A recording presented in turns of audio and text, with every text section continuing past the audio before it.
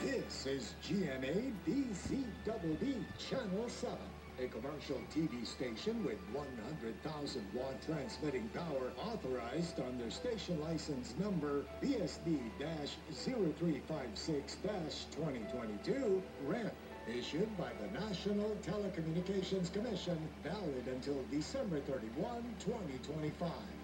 GMA studios are located at the GMA Complex, EDSA, corner Timog Avenue, Diliman, Quezon City, Republic of the Philippines.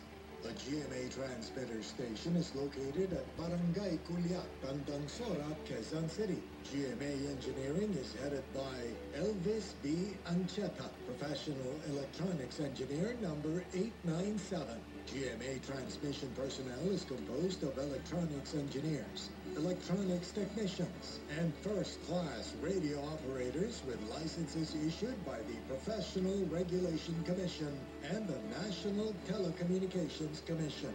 Ricardo L. Cabral, professional electronics engineer number 92.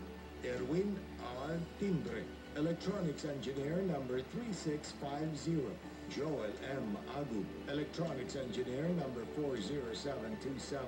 Bonnie Ray A. Ulang, electronics engineer number 47499. J. Raul C. Arellano, electronics engineer number 49545. Jonathan G. Salvo, electronics engineer number 19705.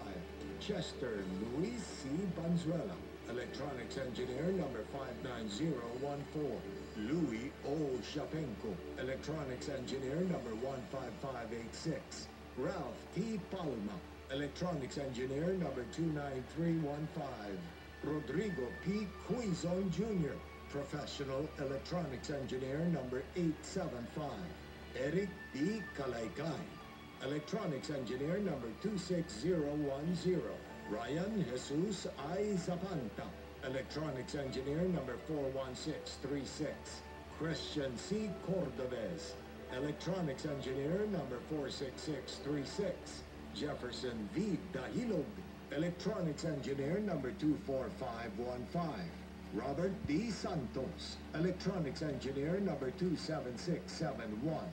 Mamerto D. Logronio Jr., electronics engineer number 28729.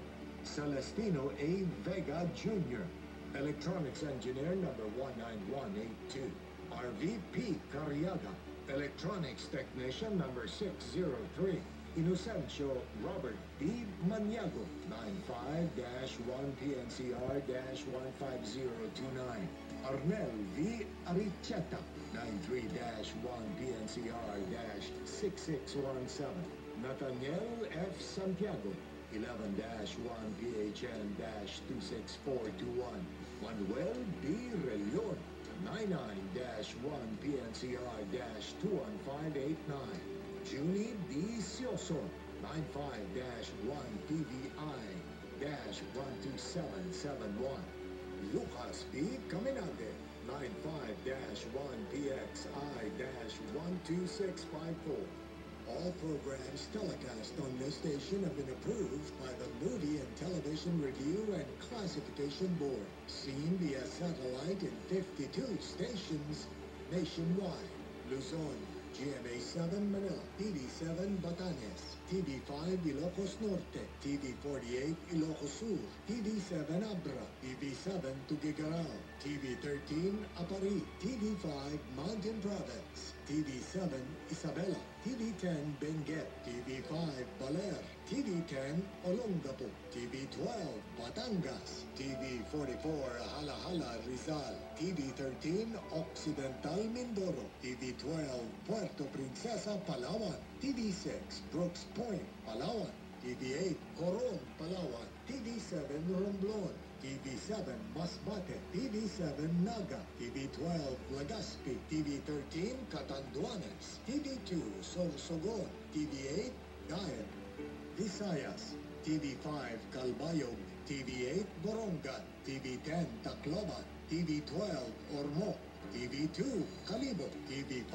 Rojas, TV6 Iloilo, TV13 Bacolod, TV30 Murcia Negros Occidental, TV7 Cebu, TV11 Bohol, TV5 Dumaguete, TV10 Sipalay, Mindanao, TV35 Cagayan de Oro, TV12 Bukidnon, TV4 Dipolog, TV5 Ozamis, TV3 Pagadian, TV11 Iligan, TV26 Butuan, TV10 Surigao, TV2 Tandag, TV5 Davao, TV8 General Santos, TV9 Zamboanga, TV12 Cotabato, TV12 Holo. This is GMA, the Philippines' largest network. Now signing off.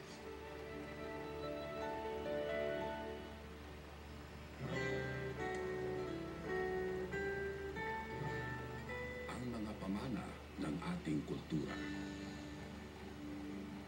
Mula magulang sa anak hanggang sa susunod pang henerasyon.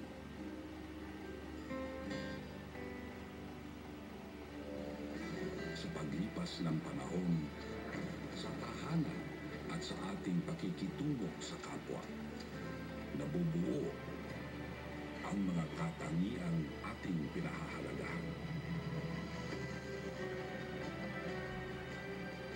Mga katangiang humuhubog sa ating pagkatao at sa ating pagiging Pilipino.